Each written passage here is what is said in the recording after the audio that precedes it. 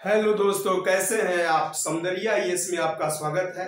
दोस्तों, आज के लेक्चर में हम लोग सातवाहन डायनेस्टी के बारे में अध्ययन करने चल रहे हैं और उनसे रिलेटेड आपके एग्जाम में जो भी क्वेश्चन आते हैं उसके बारे में भी हम फोकस करेंगे। सातवाहन वंश या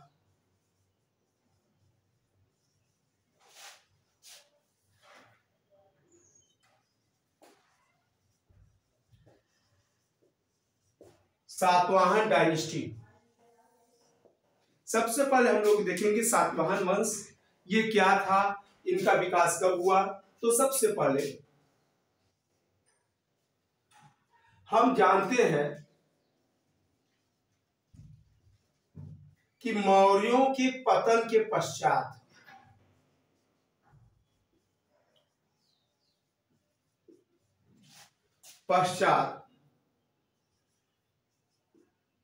विंध्य पर्वत के दक्षिण की ओर, विंध्य पर्वत के दक्षिण में सातवाहन वंश का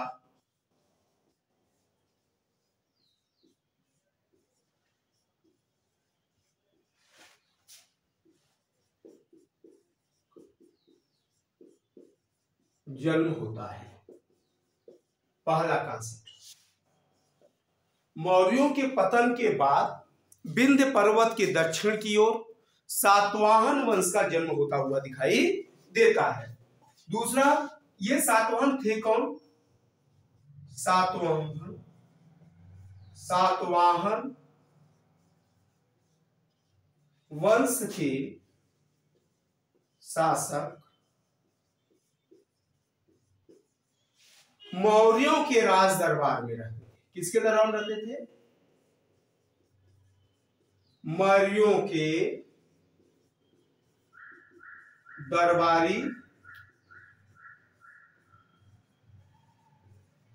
सामंत थे।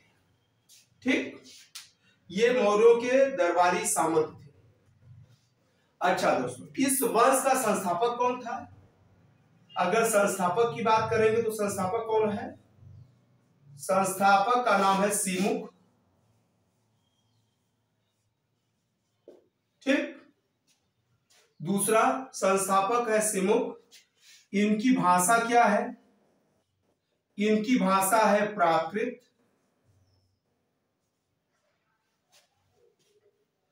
राजधानी इनका क्या है? राजधानी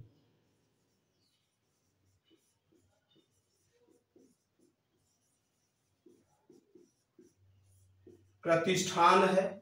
ये प्रतिष्ठान वर्तमान में कहां है दोस्तों? ये प्रेजेंट में महाराष्ट्र पड़ता है। कहां पड़ता है? महाराष्ट्र पड़ता है। ठीक है, अब इनकी भाषा प्राकृति हो गई, राजधानी प्रतिष्ठान हो गया। इनके सिक्के, अगला क्वेश्चन आता है सिक्के। इनके सिक्के पोटीन या शीशे के थे। किसके थे दोस्तों? पोटीन या शीशे। जो सबसे इंपॉर्टेंट पार्ट है, इनके सिक्के पोटीन या किसके थे? सिक्के किसके थे? पोटीन या शीशे के। और इस वंश की क्या खासियत थी? यहां का जो राजवंश था ये मात्र सत्तात्मक था दोस्तों। कैसा था? मात्र सत्तात्मक। यानी कुल मिला के कहने का मतलब यह है कि सातवाहन वंश की जो रूलर थे वो मदरहुड सोसाइटी को एक्सेप्ट करते थे। मात्र सत्तात्मक है। महाराष्ट्र के कुछ क्षेत्रों में आज भी यह व्यवस्था दिखाई पड़ती है। और प्राचीन भारत का ये एक महत्वपूर्ण डायनेस्टी है जिसमें मात्र सत्तात्मक शासन व्यवस्था के लक्षण होते हैं। अर्थात परिवार की मुखिया मां है। मात्र सत्तात्मक का मतलब होता है कि परिवार की मुखिया कौन है? परिवार की मुखिया मां होती है। कौन होती? परिवार की मुखिया मां होती है। इसको बाहुबली मूवी में भी हम लोग देख सकते। किसमें दोस्तों? बाहुबली मूवी जो आई थी उसमें मात्र सत्तात्मक का एक रुख दिखता है जिसमें यह बोला गया है कि सब पहले माँ का नाम जुड़ रहा है और फिर उसके बाद बेटे का नाम जुड़ता है। यहाँ पिता का रोल नहीं है, माता का रोल दिखाई पड़ता है। अच्छा, और यहाँ पे क्या है, इस वंश के शासकों की और क्या खासियत है? इन वंश के शासकों को आंध्र जातीय बोला जाता है।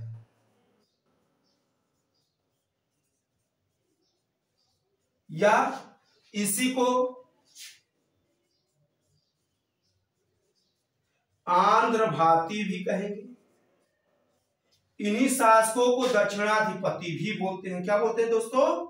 दक्षिणाधिपति।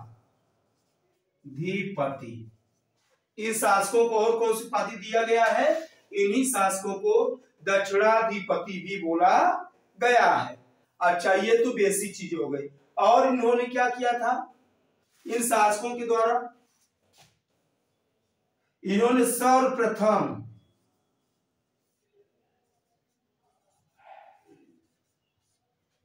ब्राह्मणों को भूमि दान आरंभ किया था।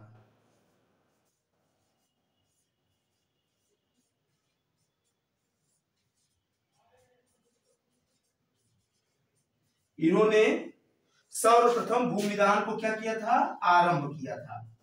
जिसमें ये होता है कि जब तक सूरज चांद रहेगा तब तक इस जमीन पे फलाने सिंह ब्राह्मण का नाम होगा। बाद में यहीं से प्रथा स्टार्ट होती है, क्योंकि ब्राह्मणों के पास ही कृषि का ज्ञान था, तो यहीं से एक नई प्रथा आ जाती है प्रचलन में कि ब्राह्मणों के द्वारा किस भूमि में कौन सा फसल बोया जाता है, जमीन कैसे मापी जाती है, इन सब का ब्राह्मण वर्ग के द्वारा जिस विशेष वर्ग को ज्ञान दिया गया उसी वर्ग का नाम था कायस्थ। और कायस्थ का भी जन्म दिखाई पड़ता है। किसका जन्म? कायस्थ। और इस कायस्थ का जो जन्म हुआ है दोस्तों, ये सबसे आधुनिक, यानी अगर कहा जाए कि सबसे आधुनिक जाति कौन सी जन्म ली है तो बताएंगे आप कायस्थ। ये आधुनिक जाति है। इसी को ऐसे भी बोल सकते हैं नवीन जाति। सबसे नवीन जाति कौन आई है तो आप कहोगे कायस्थ के रूप में एक नवीन जाति का जन्म दिखाई पड़ता है। और ये कैसे हुए थे? ये भूमि के जानकार होते थे। ब्राह्मणों को सर्वप्रथम इस डायनेस्टी के द्वारा जमीन दान दिया गया। इन कायस्थों को जमीन में दीक्षित किया गया।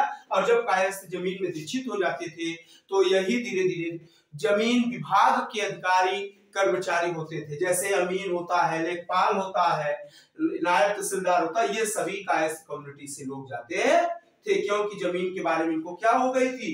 जानकारी हो गई थी। और इस वंश की क्या खासियत है दोस्तों, और चीजों को हम लोग देखेंगे।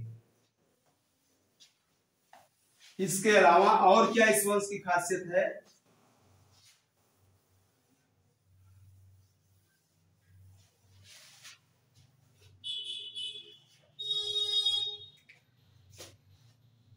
इसी वंश में मत्स्य पुराण की रचना की गई थी। किसकी रचना? मत्स्य पुराण। मत्स्य पुराण दोस्तों सबसे प्राचीन पुराण है।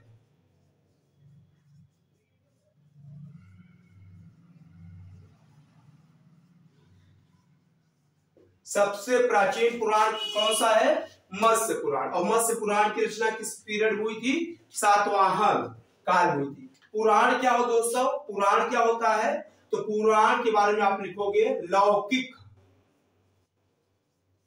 लौकिक का मतलब क्या होता है? जोड़कर या मन गढ़ंत। लौकिक का मतलब होता है कहानी, किस्सा।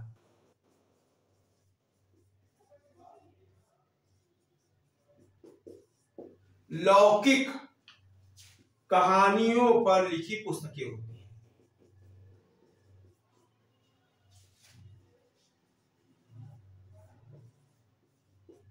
अगर कोई पूछे कि पुराण क्या है तो आप बताओगे लौकिक कहानी पर लिखी पुस्तकें हैं।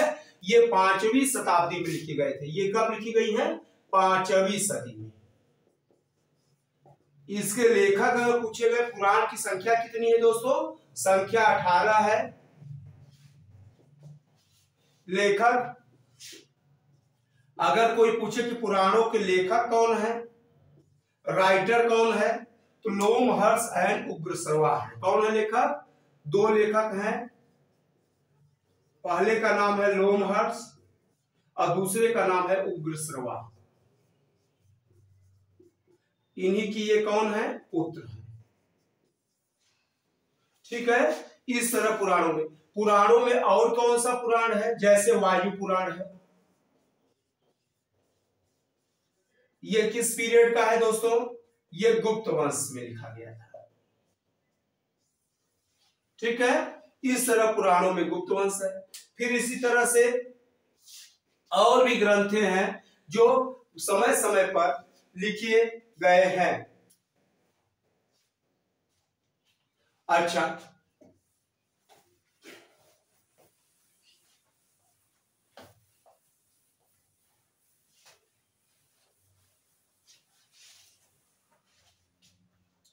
अब इसमें जैसा कि हमने बताया है, सातवाहन डायनेस्टी के जो रूलर थे मात्र सत्तात्मक थे, यानी परिवार की मुखिया माँ होगी, माता के नाम से किसी भी बच्चे का विवाह शादी सभी होगा।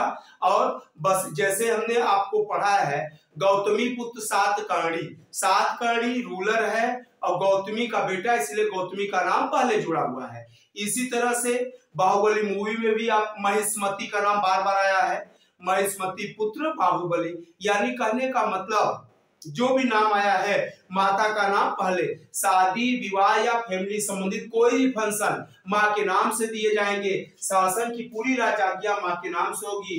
जो पुरुष प्रधान पिता के नाम से होता है, तो मात्र सत्तात्मक व्यवस्था में ये सारी व्यवस्थाएं माँ के नाम से होती है। और इस वंश की क्या खासियत थी दोस्तों? इस वंश में संस्थापक हमने बताया, इस वंश के संस्थापक अगर कोई पूछे तो कौन है? सिमुक है, हमने ऑलरेडी डिस्कस किया। सिमुक के बाद इनका पुत्र बनता है, इनका बेटा बना है, और सिमुक के बाद इन्हीं के बेटे का नाम था, क्या नाम था दोस्तों? इनके बेटे का नाम था श्री सातकर्णी। क्या नाम था? श्री सातकर्णी।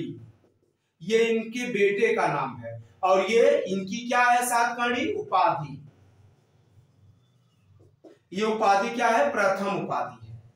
यानी क्वेश्चन आता है सातकर्णी की उपाधि किसने ली थी, तो आप कहोगे सिमुक का पुत्र श्री सातकर्णी ने ली थी सिमुक की। अब देखो दोस्तों, अब जो इसका सबसे महत्वपूर्ण शासक, यानी सबसे महत्वपूर्ण की अगर बात होगी,